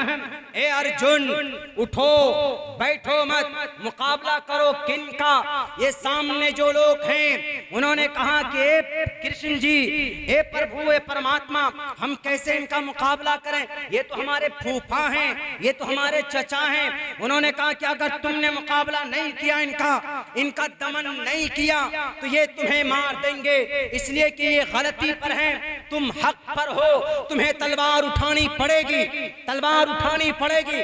तो जो बात शाह अब्दुल अजीज कह रहे थे अपने उलामा से 1803 में दिल्ली के अंदर ये कहा कि भारत का ये पूरी धरती, भारत की ये पूरी जमीन अंग्रेज के कब्जे में आ चुका है। अब मैं जिहाद का फतवा देता हूँ। जिहाद का मतलब दुश्मन जो हमको काटे, हमको मारे, हमको पीटे, उनसे अपने आप को बचाने को अगर कोई हम अमल करते हैं, इसको जिहाद बोलते हैं। किसी से शादी करना या किसी को बहलाना फुसलाना ये जिहाद नहीं कहलाता। जिहाद का मतलब होता अपने दुश्मन से जो आपके सर को कलम करने आए हैं, आपके देश को लूटने के लिए आए थे, तो उस वक्त शाह अब्दुल अजीज ने जिहाद का फतवा दिया था। तारीख कौन सी थी? तारीख थी वो 1803। 1803 में शाह अब्दुल अजीज ने कहा कि आज से जिहाद करना फर्ज है, अंग्रेज को भगाना जरूरी। आओ, कौन माई का लाल है जो ये साबित कर दे कि भारत के अंदर सबसे पहले तलवार किसी और ने उठाई, किसी और ने नहीं उठाई थी। भारत के अंदर सबसे पहले तलवार उठाने के लिए जिसने परमिशन दी, उनका नाम शाह अब्दुल अजीज मुहद्दिस देहलवी। उनकी इतनी बड़ी दाढ़ी थी और सर पर इतने लंबे टोपी और पगड़ियां बांधते थे। 1803 के अंदर जिहाद का फतवा लगाया जाता है, यानी ये मुल्क दारुल हर्ब है, जिहाद करना हर एक मुसलमान पर फर्ज है। बताओ, आज इस्लाम को, टोपी को, दाढ़ी को, कुरान को, शरीयत को बदनाम करने वाले, अगर ये टोपी वाले, दाढ़ी वाले अगर शाह अब्दुल अजीज मुहद्दिस देहलवी न होते, तो मुहद्दिस देहलवी के दो शागिर्द मौलाना सैयद शाह इस्माइल शहीद रहमतुल्लाहि अलैह, मौलाना सैयद अहमद बरेलवी शहीद रहमतुल्लाहि अलैह, ये दो लोग 1831 के अंदर 50 लोगों को लेकर बालाकोट के तरफ जाते हैं। एक खान साहब से कहते हैं कि खान साहब, आप हमारी मदद कीजिए, हम अंग्रेज से लड़ने के लिए आए हैं। तो खान साहब कहता है, मैं अंग्रेज से मुकाबले के लिए आपकी मदद नहीं करूंगा, लेकिन फिर भी ये टोपी वाले, फिर भी ये दाढ़ी वाले, फिर भी ये कुरान वाले सर पे कफन बांधकर बालाकोट की पहाड़ी पर 50 लोगों को साथ लेकर शहीद हो जाते हैं। अंग्रेज का मुकाबला करते करते मर जाते हैं, लेकिन अपने सर को नहीं झुकाते, अपने इस भारत को झुकने नहीं देते। आज सिर्फ नारा लगाकर अपनी देशभक्ति को दिखाने वालों, है तुम्हारे किसी माए के लाल के अंदर वो हिम्मत जो 1857 की जंग आजादी की तारीख पेश करे? उलमा ही थे सबसे पहले बहादुर शाह जफर की निगरानी के अंदर पानीपत शामली के अंदर हमारे उलमाए किराम मैदान में आए। उलमाए किराम आए, तलवार हाथ में ली, अंग्रेज से मुकाबला किया और पूरे सर पर कनपट्टी पर गोली लगी, पेट में गोलियां लगती, सीने पर गोली लगी, हाथ काट दिए गए, पैर काट दिए गए उलमाए किराम के। लेकिन शामली के मैदान में फिर भी अंग्रेज के सामने झुके नहीं थे। नारे तकबीर, नारे तकबीर, मुजाहिदीन आजादी, मुजाहिदीन आजादी, उलमाए हिंदुस्तान, उलमाए हिंदुस्तान, अब्दुल्ला सालिम साहब चतुर्वेदी, अब्दुल्ला सालिम साहब चतुर्वेदी, इस्लाह मुआशरा कॉन्फ्रेंस। हम लोग ये सब तारीख नहीं जानते हैं, बहुत से लोग बस सिर्फ सोचते हैं कि किताबों में है। नहीं, तारीख का तज़किरा नहीं करेंगे, तारीख के ऊपर बयानात नहीं होंगे तो ये तारीख दफन हो जाएगी, ख़त्म हो जाएगी। आने वाली नस्ल ये कहेंगे कि हाँ मुसलमान हैं बस वैसे ही। नहीं, आप बुज़दिल कौम नहीं, आपकी तारीफ अल्लाह ने कुरान में कि वअंतुमुल आलौन, आपकी तारीफ। किसी पर जुल्म ज़्यादती करने के लिए आप पैदा नहीं हुए। 1857 में जब वहाँ नाकामी हुई, उलमा हार गए, मैदान कामयाब नहीं हो पाया। 1857 के बाद अंग्रेजों ने देखा कि ये तो टोपी और दाढ़ी वाले हर दिन मैदान में आ जाते हैं, ये कुरान पढ़ने वाले ताकत इनके अंदर कहाँ से आती। तो उस वक्त का एक जल्लाद, उस वक्त का एक बहरूपिया मिर्जा गुलाम अहमद कादियानी, उसने कहा पता है इनका पावर हाउस कहाँ है? कहा बताओ तो कहाँ है? कहा कि एक चीज हमको एक बात समझ में नहीं आई, ये टोपी और दाढ़ी वाले ये मुसलमान लोगों को हिम्मत आती कहाँ से? किसी ने कहा कि सर इनके पास जो किताब है ना, वो 30 पारे की जो किताब है, वो किताब जब तक इनके पास है, इनके आखिरी नबी का पैगाम सीरत इनके सामने है, तब तक इनका मुकाबला दुनिया की कोई कौम नहीं कर सकती। तो वहां पर मिर्जा गुलाम अहमद कादियानी को खड़ा किया और वो बोलकर अपने आप को क्या कहने लगा, मैं आखिरी नबी हूँ, मुझ पर अल्लाह की तरफ से वही आते। मिर्जा गुलाम अहमद कादियानी। तब जाकर मौलाना कासिम नानोतवी ने 30 मई 1866 को 57 से लेकर 66 के बीच में जितना भी वक्त मिलता है, इसमें तकरीबन 10,000 मदरसे शहीद कर दिए गए। लेकिन 30 मई 1866 को दारुल देवबंद की बुनियाद रखी गई। दारुल देवबंद के बुनियाद रखने के अगराज मकासिद बेसिकली दो है। पहला मकसद अंग्रेज को भगाने के लिए मुजाहिदीन तैयार करना, दूसरा मकसद अपनी शरीयत को बचाने के लिए उसकी तालीम और तदरीस का काम। ये दो बुनियादी मकासद थे। तो उन्हीं में से जब 1866 में वहां के सबसे पहले शागिर्द और सबसे पहला तालिबे इल्म शेखुल हिंद रहमतुल्लाहि अलैह, शेखुल हिंद जब बड़े हुए, पढ़कर फारिग हुए दारुल देवबंद से, वहाँ की एक मस्जिद है छत्ता मस्जिद। अल्हम्दुलिल्लाह मुझे उस मस्जिद में 6-7 महीने तक इमामत का शर्फ हासिल हुआ। नमाज भी हमने 6-7 महीने तक मुस्तकिल पढ़ाई। अपने उस्ताद मोहतरम कारी उस्मान साहब मरहूम रहमतुल्लाहि अलैह, उन्होंने हमारा सिलेक्शन किया था। बैरक वहाँ जाएंगे तो मंजर ही कुछ और होता है, आने का मन नहीं करता। हमारे उलमा तबका जो वहाँ से फरागत हासिल किए हुए वो जानते हैं, बहुत नूरानी इलाका और वो वहाँ का माहौल होता। मेरे भाइयों सुन लीजिए, शेखुल हिंद सबसे पहले तालिबे इल्म। जब शेखुल हिंद बड़े हुए, जब बात आई ये 1857 के बाद से लेकर ये 1900 तक कैसे मुकाबला किया जाए, छोटी छोटी जंग होती थी। लेकिन जब ये बात सामने आई कि अकेले हम नहीं लड़ सकते, मुसलमान अलग लड़ रहे थे, क्रिश्चियन ये सिख अलग लड़ रहे थे, हिंदू अलग लड़ रहे थे। 1904 में गठबंधन बना, जिस गठबंधन का नाम हिंदू मुस्लिम एकता गठबंधन, यानी हिंदू भी और मुसलमान भी एक प्लेटफॉर्म पर आ। 1904 के अंदर सबसे पहले, और उससे पहले एक राजनीतिक पार्टी बनी थी जो अपने आप को आज दादा बोलती। 1884 में कौन सी पार्टी बनी? कांग्रेस पार्टी बनी। बीजेपी पार्टी उसके 100 साल बाद बनी। तो कांग्रेस पार्टी तभी बनी थी। 1904 में हिंदू मुसलमान का गठबंधन होता, सब मिलकर मुकाबला करते हैं। तहरीक खिलाफत एक तहरीक चलाई जाती। 1912 और 15 के बीच में तहरीक रेशमी रुमाल चलाते। इस तहरीक रेशमी रुमाल का मकसद होता है इस देश को अंग्रेज से आजाद कराना। तहरीक रेशमी रुमाल का सबसे बड़े वर्कर कौन थे? मौलाना उबैदुल्लाह सिंधी। और इसके बानी कौन थे?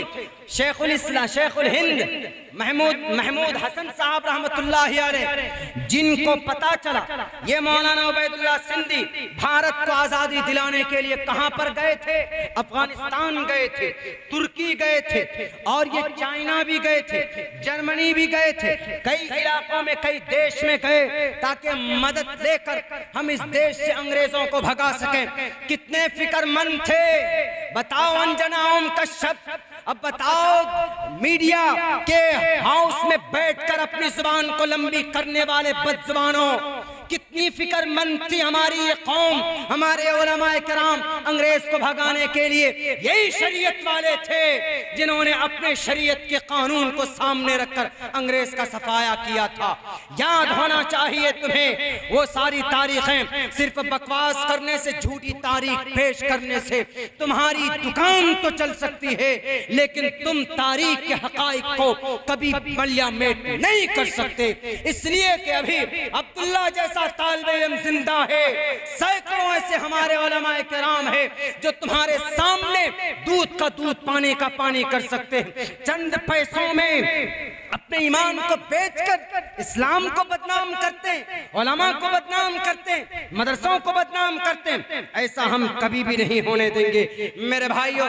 माल्टा के अंदर भेज दिए जाते हैं शेखुल इस्लाम रहमतुल्लाहि अलैह, शेखुल हिंद रहमतुल्लाहि अलैह। माल्टा 3 साल तक माल्टे में चले गए, वहीं पर मुक़य्यद हो गए। 3 साल के बाद आते हैं 29 अक्टूबर 1920 को सबसे पहली बुनियाद रखते हैं दिल्ली के अंदर। उस यूनिवर्सिटी का नाम क्या है? जामिया मिल्लिया। जामिया मिल्लिया की बुनियाद रखी गई। जामिया मिल्लिया की बुनियाद शेखुल हिंद ने रखी। मेरे नौजवान साथियों, शायद आपको ये तारीख मालूम नहीं। जामिया मिल्लिया की बुनियाद रखने के अंदर शेखुल हिंद का ये मकसद था कि यहाँ से वकील पैदा होंगे, यहाँ से IPS IAS नौजवान हमारे पैदा होंगे, यहाँ पर UPSC BPSC हमारे नौजवान निकालेंगे, इंजीनियर पैदा होंगे, डॉक्टर पैदा होंगे, और मेडिकल कॉलेज के अंदर पढ़ने वाले तालिब इल्म पैदा होंगे।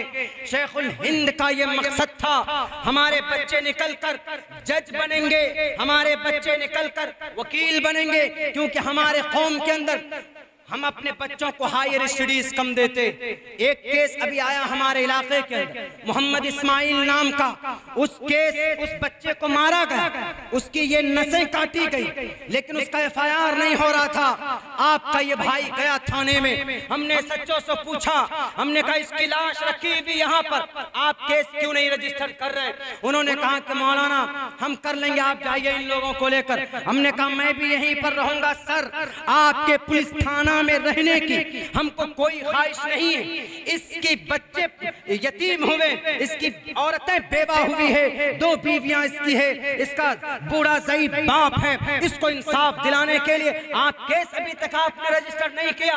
फौरन केस का हमने कहा कि FIR जल्दी से रजिस्टर कीजिए, केस बुक कीजिए। धारा 307, धारा 302 और भी बहुत सारे मजालिम जुल्म करने के धाराएं उसमें लगाई गई। हमने कहा कि FIR की कॉपी दीजिए, FIR की कॉपी मिली, तब हमने कहा कि लाश को लेकर जाइए। लेकिन जब केस को आगे बढ़ाते हैं हम, ये राजनेताओं के पास बातें जाती है, ये राजनेता जिनसे हमसे वोट लेकर गद्दी पर बैठे, ये चूहा बन गए, ये चूहा बिलों में घुस गए। किसी की कौम की बेटी की या मासूम इंसान की हत्या होती है तो नहीं जाते हैं वो, उनको फोन किया जाता है कि आपके इलाके में एक का आप हत्या हुई, आइए, आ रहे हैं, तबीयत खराब है, नहीं पहुंचे। उसके बाद ऊपर से बड़े साहब का एक MP साहब प्रेशर, हमने कहा लाख प्रेशर डाल लो, लेकिन इसकी हत्या और मर्डर हुई है, अब्दुल्ला आपके इस दरवाजे से नहीं जाएगा।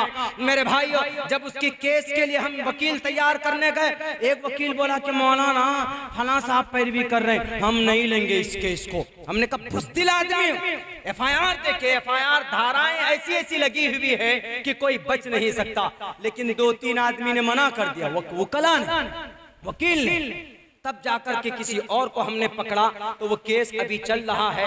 ये बुज़दिली मैं ये बताना चाहता था कि हमारे नौजवानों में वकील भी पैदा हो, हमारे नौजवानों में इंजीनियर भी पैदा हो, हमारे नौजवानों में जज की तैयारी की जाए।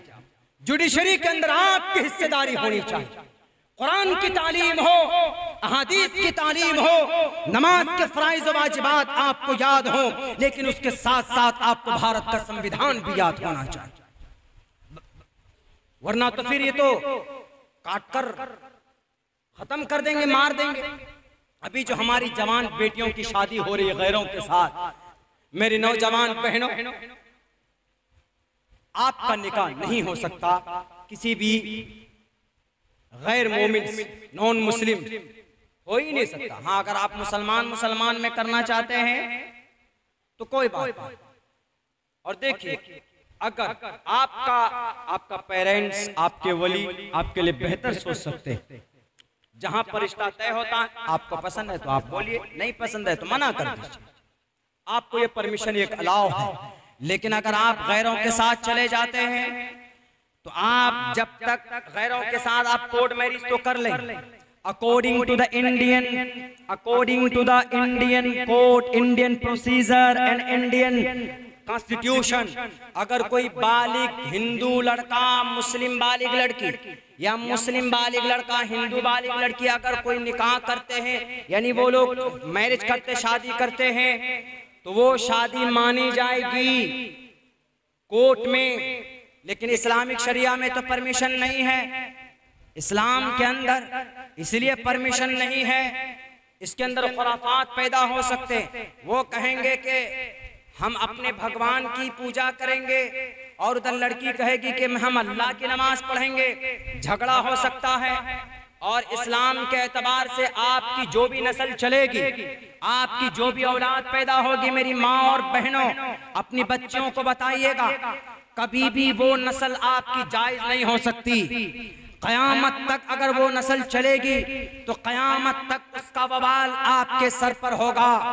इसीलिए आज ओपन माइंड, अपने दिमाग से ओपन कल्चर को निकाल दीजिए, पर्दे में रहिए। इस्लाम के अंदर अगर आप समझते हैं कि नहीं आपके रिश्तेदार में कोई अच्छा लड़का, अगर आपकी ख्वाहिश है कि हम फला लड़के से शादी करना चाहते हैं, तो आप अपने गार्जियन को बताइए कि आई वांट टू मैरी फला से हम शादी करना चाहते हैं।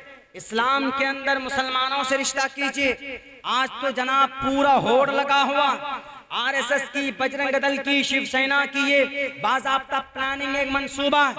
1800 जवान बेटियों की शादी की गई है आरएसएस बजरंग दल के नौजवानों से।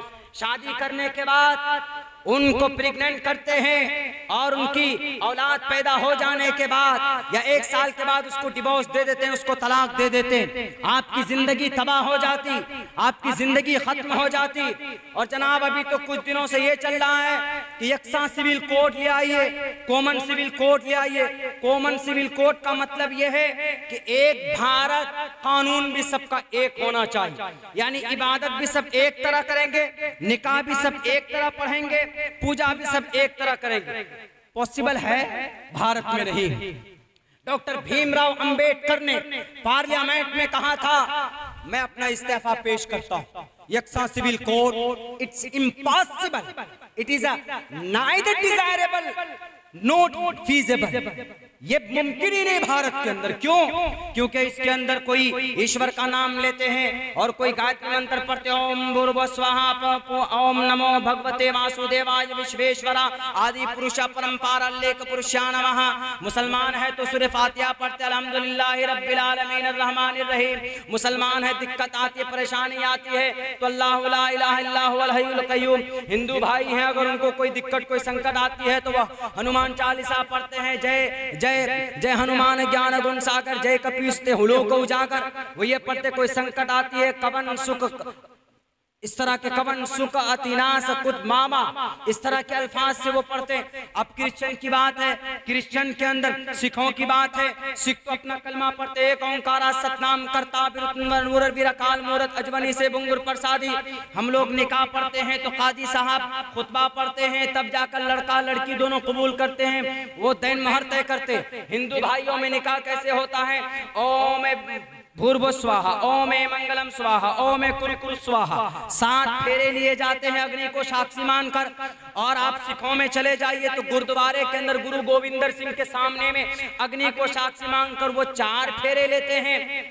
यहूदी के यहाँ चले जाइए तो यहूदी के यहाँ लड़का काला कोट पहनेगा, लड़की सफेद प्रिंस की प्रिंसा बनकर, शहजादी बनकर आएगी। आने के बाद लड़के के सामने खड़े होगी यहूदियों के यहाँ, और लड़का शराब की गिलास लड़की को देगा, और वो लड़की उस शराब की गिलास को पकड़ते उंगली डुबाते, फिर वो लड़का उस गिलास को लेकर नीचे पैर में दबाकर उसको तोड़ता है। वो उनका निकाह का तरीका है। और क्रिश्चियन के अंदर निकाह का क्या तरीका है कि पहले एंगेजमेंट किया जाता है, पहले एक दूसरे को रिंग पहनाते, एंगेजमेंट जिसको सगाई बोलते। उसके बाद कुछ दिनों के बाद लड़का अपने पोप के सामने जाकर खड़ा होगा, क्रिश्चियन के उलमा आलिम के सामने में, क्रिश्चियन के उस चर्च में जाएंगे, कलीसा में जाएंगे। चर्च क्रिश्चियनों का होता है, कलीसा यहूदियों का होता है। चर्च में खड़े होते हैं पोप साहब बाइबल लेकर, और उधर से लड़की अपने बाप के साथ आएगी। आने के बाद पोप कुछ सवालात करते हैं, क्रिश्चियन के रहे उलमा कुछ सवाल करते हैं उनके काजी साहब, उन सवालों का जवाब देना जरूरी होता है। तब जाकर वो कहते हैं कि रिंग एक्सचेंज कीजिए, यानी एक दूसरे को अपनी अंगूठी पहनाइए, तभी वहां पर एक दूसरे को किस करते हैं। वहां पर चर्च के अंदर, कलीसा के अंदर में यहूदी लोग, चर्च के अंदर क्रिश्चियन लोग, तब उस निकाह को संपन्न माना जाता, वो कंप्लीट हो गया। अब बताइए, अगर यकसा सिविल कोर्ट लाएंगे, अलग अलग तरीके से निकाह करने का सिस्टम है, किसके धर्म के मुताबिक निकाह का सिस्टम आप लागू करेंगे? हिंदू भाई कहेगा तो हम तो पढ़ेंगे ओम भूर्भुवः स्वाहा, ओम मंगलम स्वाहा, ओम कुरु स्वाहा, हम तो ये पढ़कर निकाह करेंगे। मुसलमान कहेगा हम तो काजी साहब को कहेंगे पढ़िया निकाह मिन सुन्नती फमन रग़िबा अन सुन्नती। ये एक जगह पर आ सकते हैं? नहीं आ सकते कभी। मुसलमान नमाज पढ़ते हैं, नमाज पढ़ेंगे। अब हिंदू भाई पूजा करते हैं, गायत्री मंत्र पढ़ते हैं, हिंदू भाई ब्रह्मा सूत्र पढ़ते हैं, वो फिर किसकी पूजा करेंगे, किसको मानेंगे? पहली बात, अगर एक साथ सिविल कोर्ट लाना चाहते हो तो फिर एक खुदा की इबादत की बात करो। किसको खुदा मानेंगे आप? शिव जी को मानेंगे, शिव जी को मानेंगे कि जी आप गणेश जी, इसको ब्रह्मा जी को मानेंगे कि विष्णु को मानेंगे? खुदा एक खुदा किसको मानेंगे आप? और फिर कृष्ण जी को क्या मानेंगे? श्री रामचंद्र जी मर्यादा पुरुषोत्तम को क्या मानेंगे आप? ऋग्वेद को मानेंगे कि यजुर्वेद को मानेंगे कि सामवेद को मानेंगे कि अथर्ववेद को मानेंगे आप? क्या आज के डेट के अंदर में जो मनुस्मृति है कि उसको मानेंगे? इट्स इम्पॉसिबल है, ये हो ही नहीं सकता। यकसा सिविल कोर्ट पर अमल हो ही नहीं सकता भारत के अंदर। एग्जाम्पल देते हैं कहाँ का? एग्जाम्पल देते हैं जनाब यूरोप कंट्री का। यूरोप कंट्री में पता कितने लोग हैं? एक एक कंट्री में कहीं पर 1 करोड़ है, कहीं पर 3 करोड़ है, कहीं पर 12 करोड़ है, कहीं पर 10 करोड़, और वहां सब एक ही धर्म को फॉलो करते हैं। तो एक जैसा कानून बना दिया वहां पे। यहाँ तक there is a lot of religious person are living in India, you are not able to count them, आप उनको गिन नहीं सकते। हाँ, भारत के संविधान में जो बना है सब चीज वो एक है। भारत का संविधान सबके लिए, संविधान को मानिए, सारे मामले का हल निकल जाए। इसलिए मैं कहता हूं मेरी नौजवान बहनों, आप किसी गैर मर्द, गैर मुस्लिम से, नॉन मुस्लिम से आपका निकाह नहीं हो सकता। आपका निकाह आपके धर्म के अंदर हो सकता है। आप चाहे गरीब हो, मालदार हो, आप इस्लाम मुसलमान हैं तो मुसलमान में ही इस्लामिक शरीयत के एतबार से आपका निकाह हो सकता है। अगर हमारी कोई बहन मुस्लिम लड़का से कोर्ट मैरिज कर लेती है जाकर, तो तकरीबन निकाह हो जाती है, लेकिन इस्लामिक शरीयत के एतबार से निकाह करना चाहिए। अभी एक केस सामने आया हमारे इलाके में, एक जवान 15 साल का लड़का, 15 साल की लड़की, दोनों का 5-6 महीना से पहले कोई संबंध चल रहे थे। बात जब सामने आई तो अब वहां पर बात यह आई कि जब दोनों की इज्जत में वाट लगी है, दोनों की इज्जत, तो अब क्या होना चाहिए? तो हम भी पीछे बैठे, तो हमने कहा कि भाई बस ये वाकया बताकर मैं अपनी जगह लेता हूं। तो हमने ये कहा कि काम कीजिए कि दोनों का निकाह करा दीजिए, दोनों एक दूसरे को पसंद करते हैं। वरना आप आज लोग पैसा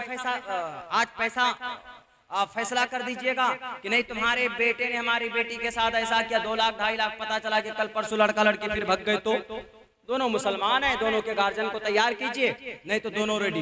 लड़का से पूछा गया बाबू निकाह करोगे? बोला हाँ निकाह करेंगे। तो हमने कहा कि मियाँ बीबी राजी, तो क्या करे?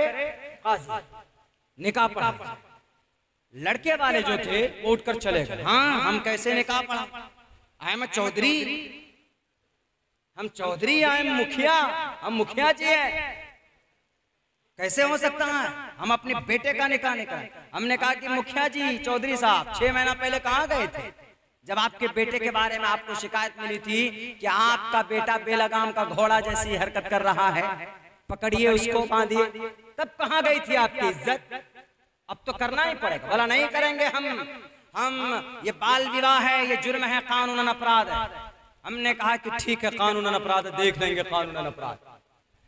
हमारे यहाँ उस बच्चे का निकाह पढ़ाए कौन?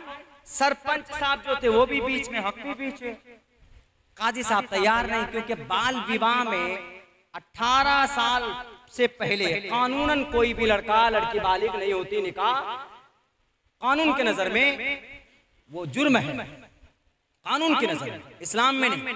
इस्लाम में तो 12 साल के बाद लड़की और 14 साल के बाद लड़का बालिग हो जाता है, उसको शादी करा दीजिए, वो आबादी बढ़ा सकता है इस देश की।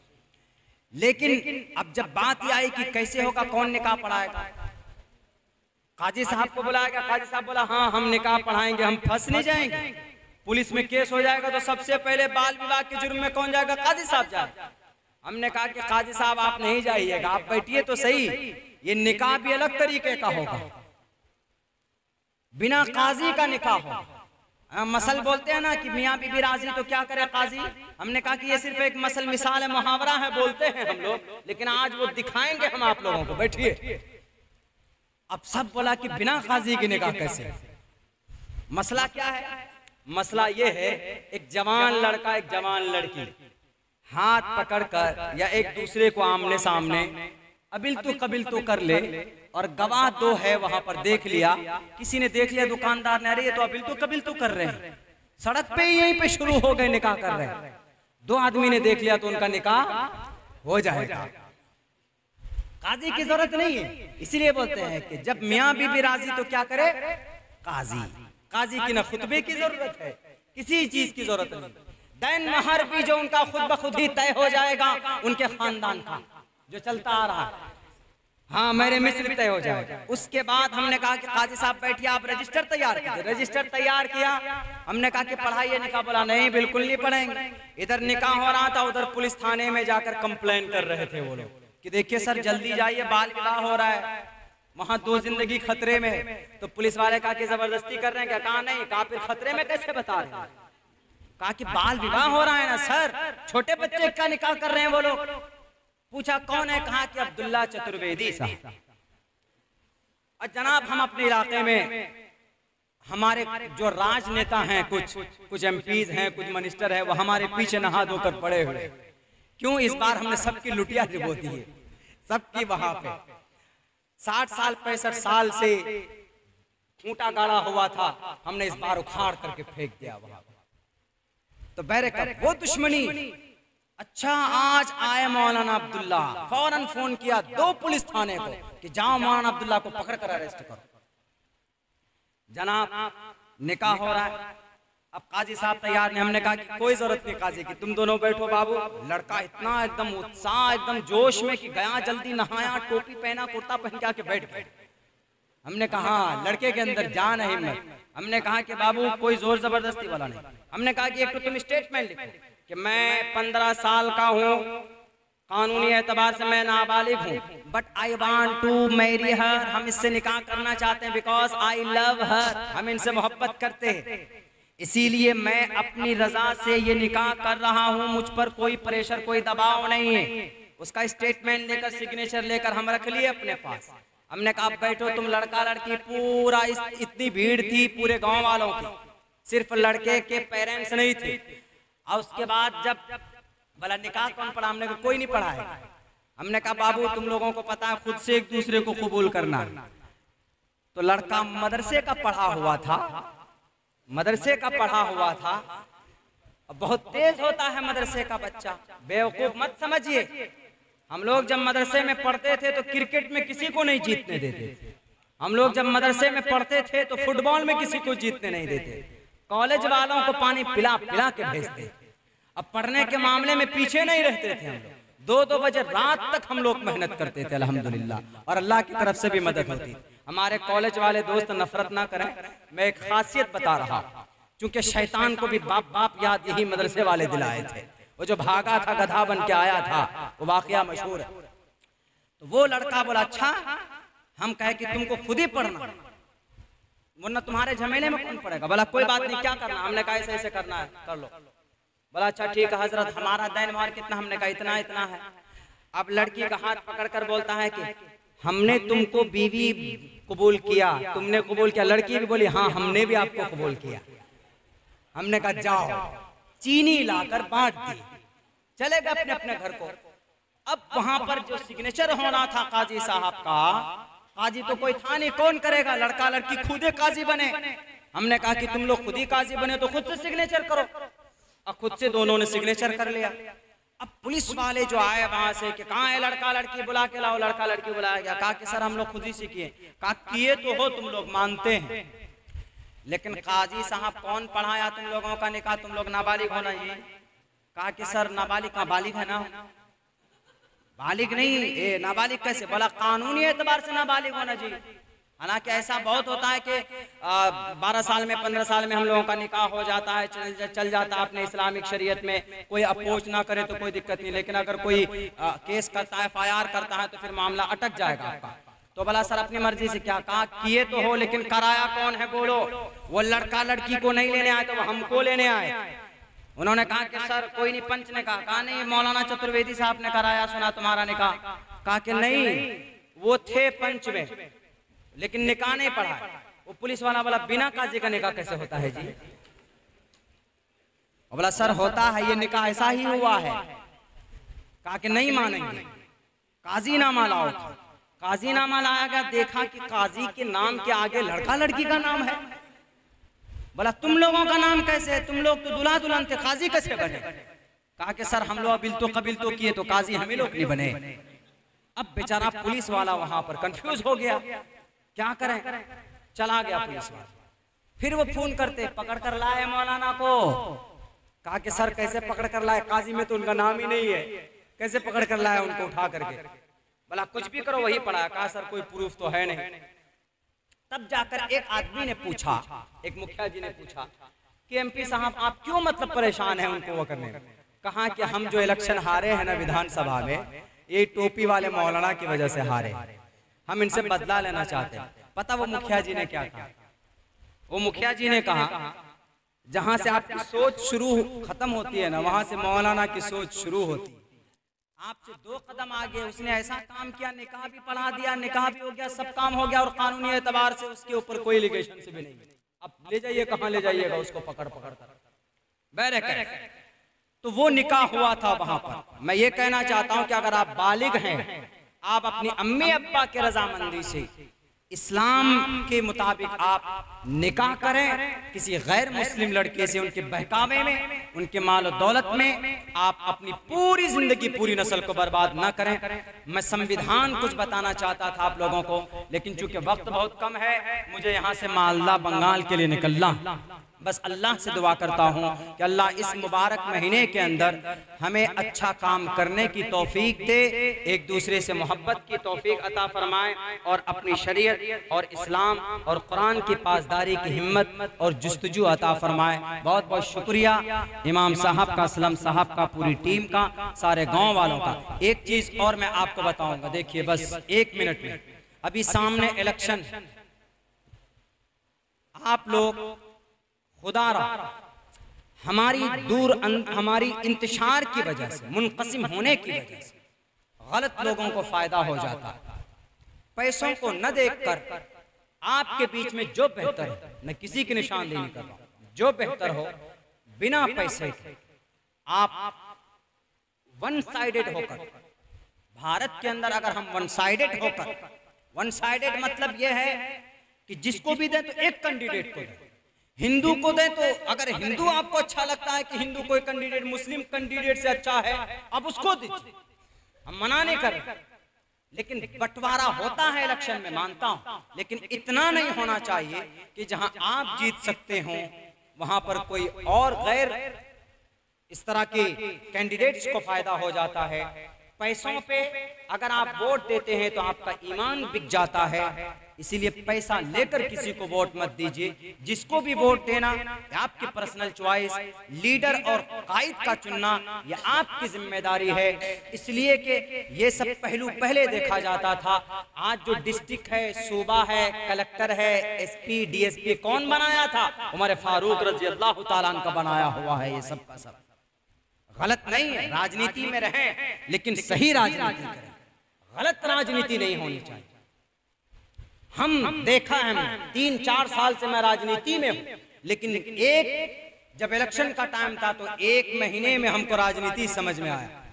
राजनीति का, आज के जमाने का राजनीति का मतलब सबसे बड़ा फ्रॉड, झूठ जो बोलता है वो सबसे बड़ा राजनेता कहलाता है। हम इसी चीज को इंशाअल्लाह उखाड़ कर फेंकेंगे। इसी चीज को, सही जो सूरत है सियासत का मतलब खिदमत खल्क होता है। आप बचाएं अपने लिए भी, लेकिन गरीबों के जो हक हुकूक है उन तक पहुंचाइए। इसलिए इस इलेक्शन में संजीदगी के साथ आपके पंचायत की तरक्की 2 आदमी करता है, 3 आदमी, एक वार्ड का मेंबर, पंचायत का मुखिया और दूसरा ब्लॉक का बीडीओ। ये 3 आदमी अगर सही हो जाए तो पंचायत तरक्की करेगी। लेकिन अगर ये 3 आदमी घोटालेबाज हो जाए तो पंचायत कभी भी तरक्की नहीं कर सकती। इसलिए आप अपने अक्लमंदी से इंतखाब करें। बहुत बहुत शुक्रिया, जज़ाकल्लाह। अस्सलाम वालेकुम रहमतुल्लाह। अगर हमारी वीडियो आपको अच्छी लगी, लाइक शेयर, अगर चैनल पे नए हैं तो चैनल को सब्सक्राइब करके बेल आइकन को प्रेस कर लीजिए ताकि हमारी वीडियो आप तक पहुंच सके।